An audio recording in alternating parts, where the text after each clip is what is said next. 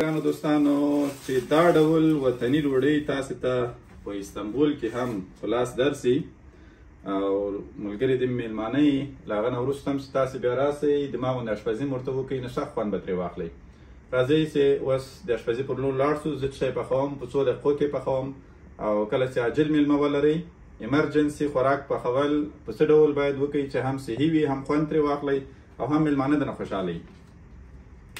راځو له خیره سره کله چې عاجل خوراک برابرول غواړئ نو څه کوو؟ دا ډول چرګان اخلو. چرګان خو البته دلته ډېر ارزانه دي. ځینې خلک کیدای شي ووایي چې دې خلکو خو مزې دي ټوله ورځ چرګان خوري. دلته تر ټولو ارزانه خوراک هم دا چرګان دي. دا رقم د چرګانو ورنونه دي. ډېر کم غوړي به ګورئ. تاسو ورته ګورئ ډېر معمولي غوړي ما اچولي دي. د پخولو لپاره ډېر معمولي غوړي دي. اوس د دې سر وربندوم او ګاز پسې چلانوم له خیره سره. دا خپله سپین رنګ خپلوي یعنې رنګ یې بدلیږي. په هغه حالت کې بیا کولی شئ چې په دې اړخ یې مالګه واچوئ، چپه یې کړئ، په بل اړخ یې هم مالګه واچوئ. نو زه همدا شروع کوم، تاسو راته ګورئ. تاسو ګورئ چې دا په غوړو کې د سره کېدو په حال کې د دغه حالت ته رسېدلی. نو په دغه حالت کې هم تاسو کولی شئ چې په دې اړخ یې مالګه واچوئ، واړوئ په بل طرف باندې، په هغه اړخ هم مالګه واچوئ او بیا یې بېرته په اور باندې کېږدئ. دا به اوس فعلا زه دلته کېږدم. زه به په دې باندې مالګه واچوم.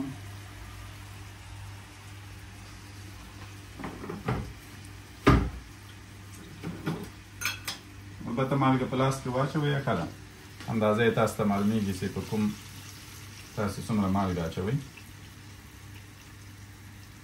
او دا مالګه بېل یې هم پکې حل کېږي. د دې تشویش مه کوئ چې یا به ډېر تروش شي یا څنګه. په دې اړخ مالګه واچوله، دا لوری به ور بدل کړو په دا بل لوري. دا تاسو ګورئ چې تیار لږ لږ سور شوی دا طرف یې. دا به ور بدل کړئ په دې شکل.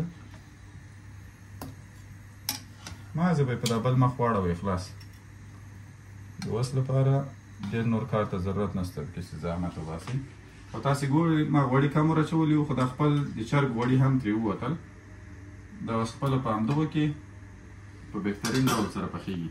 اوس به په دې طرف هم مالګه واچوئ.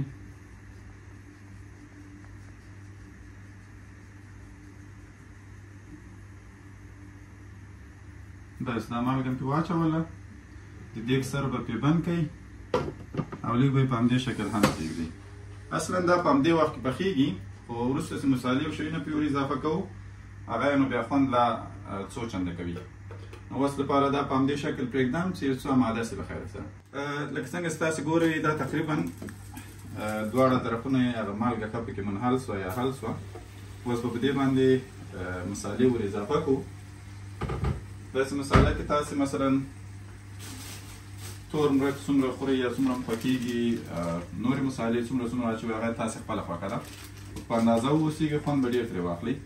لکه تور مرچ معمولا دومره تاوان نه کوي او بیا خاصتا که کله کله یې خورئ. نو دا تور مرچ دي، په دې شکل به یې په ټول جیو کې دلته واچوم.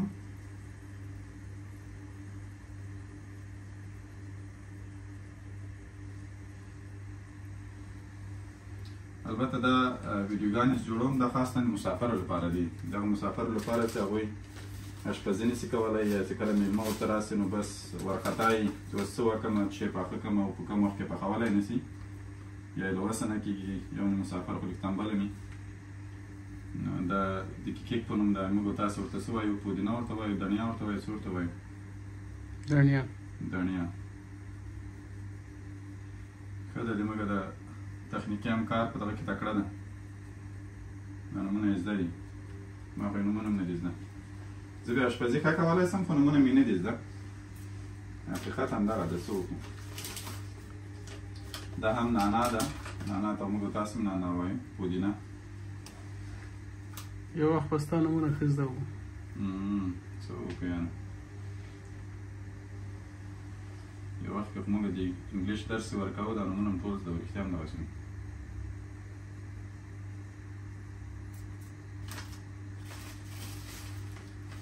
او د دې تر څنګ دا کوری ده یا موږ تاسې کورکمن ورته وایو فکر کوم غلط نسم. دوی ورته کوری وایي ترکیه کې. دا به په دې شکل دلته واچوئ ټول دا خپله پکې حل کېږي او د دې خوند څو چنده کوي. یو شی پاتې سو عجیب بیبر دوی ورته وایي یا مرچ، سره مرچ، البته مایده سره مرچ راوچ سوي، دا هم پرې راوګرځوئ داسې. نو فکر کوم همدغه مسالې بس دي، ډېرې زیاتې نه دي پکار. که څه هم ما لږ لږ ډېرې پرې واچولې نن، خیر دومره به یې خوند هم یادېږي انشاءالله. دا هم چې په دې باندې واچولې، د دې سر به بېرته وربند کړئ چې دا مسالې لږ سره ورحل سي، بیا به یې تغییر کړو، اړخ به یې بیا واړوو، بیا به یې په بل اړخ باندې هم همدغه مسالې په همدې شکل باندې ور واچوو. انشاءالله ډېر زر به دا شی تیار سي. لکه څنګه چې تاسې دلته وینئ، دا مساله تقریبا په دې کې یو څه سره منحل سوه یا حل سوه. اوس به دا په دا بل اړخ راواړوو، په دا بل اړخ باندې به هم د همدغه مساله جات ور واچوو او بیا به یې لږ نور هم پرېږدو چې سره سي. تاسې ګورئ چې زه صرف د دې اړخ ور بدلوم، فعلا په دې شکل به یې اړخ ور بدل کړئ. تر دې زیات په اسانه تاسو ته نو څوک دا ډول اشپزي نه درکوي، هغه هم مفت ده، په وړیا ډول یې زده کړئ مسافرو، تکړه سئ او بس ملګري مو راځي دا ډول اشپزي ورته کوئ، بار بار به درته راځي. د تیکه تاواني حساب یې کې ګټه حساب یې، خو مقصد دغه وه حساب یې. بس به راسو په دې باندې به هم هماغه مسالې، زه خو دا 5 ډوله مسالې کاروم، بس همدغه صرف واچوم. مثلا نعنا سوه، دا د نعنا مې پرې واچوله دلته،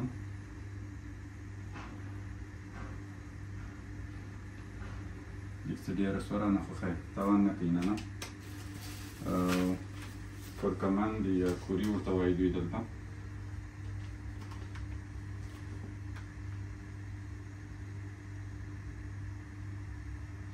کېدای شي تاسو ته ځینو ته په کمره کې داسې ښکاره سي چې دا مساله جات لږ رانه ډېر شو، خو دې کې تاوان نشته، هسې مساله جات نه دي چې تاوان وکړي، ټوله سره ګټه ګټه ده. دا هم سره مرچ سو،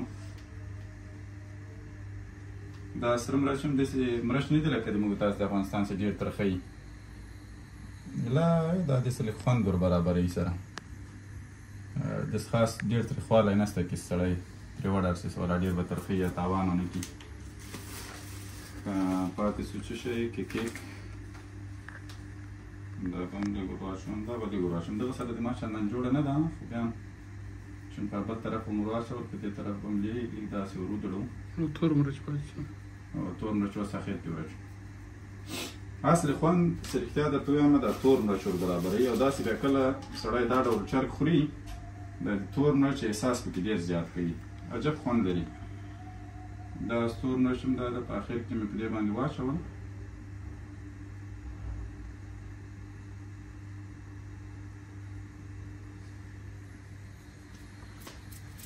دا مسالې سوې، مسالې ټولې ور خلاصې کړې، بس د دې نه وروسته سر به یې داسې ور بند کړئ، پرې پرېږدئ چې دا یو څه نور پوخ سي، بیا چې کله هغه طرف یې پوخ سي، کوم طرف یې چې لاندې ده، هغه نه وروسته به یې بېرته بیا دا طرف واړوئ، یو وارې دوه وارې چې واړوئ راواړوئ سره له خیره سره. نو دا چرګ به خیر آماده ده. چې کله آماده سي، رنګ یې کېدای سي دغه د مساله جاتو رنګ تورېږي، ځینې خلک فکر کوي چې سوځلی ده، هغه سوځي نه، صرف هغه د مسالو رنګ تورېږي په غوړو کې، د غوړو له وجې تورېږي، خو خپله چرګ هېڅ نه سوځي، هغه نه بیخي ډاډه اوسېږئ او ډېر زیات خوندور چرګ بېرته برابر سي. اوس به تاسې وګورئ، لږ وخت دې ته ورکوو، چې کله پوخ سي له خیره سره، بیا به یې وګورئ څنګه ده. صرف 15 دقیقو 4 دقیقو کې انشاءالله تعالی دا شی تیارېږي.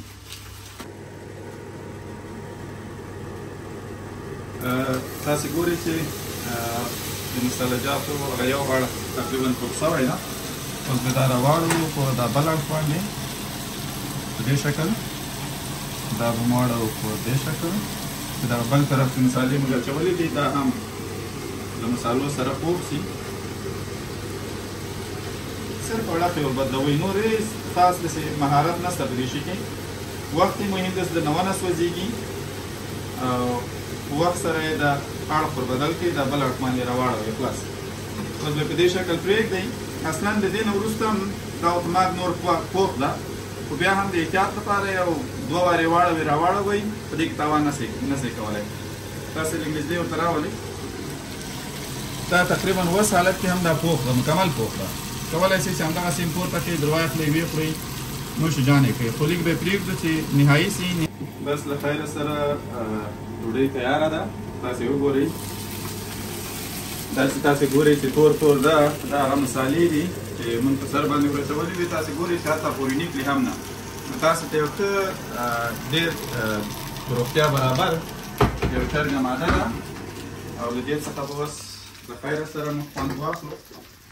دا ګول کو، دا ګول کوم شکم چې ضرورت نشته ورته رس لپاره.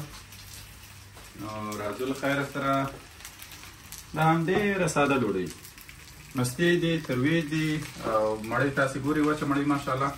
نو له دې ډوډۍ سره دا ډول مستې، تروې او دا ډول چرګ، دا نو بیا صرف زما مېلمنو ته پته لګېږي، معلومات ورته کېږي چې څومره خوند کوي. ما ته خو معلوم دی، خو د ځان د غذا صفت کول بیا خوند نه کوي. داسې چا خوړلې ده هغو ته یې خوند معلومېږي. تاسو هم که غواړئ چې دا ډول غذا پخه کوئ، دا ویډیو درسره شیر کړئ، نورو ملګرو ته یې ورسوئ او ترې زده یې کړئ. د خپلو مېلمنو لپاره ساده، اسانه او ډېر زر عاجل خوراک په همدې شکل تیاره ورسوي. مننه، موږ به ډوډۍ وخورو.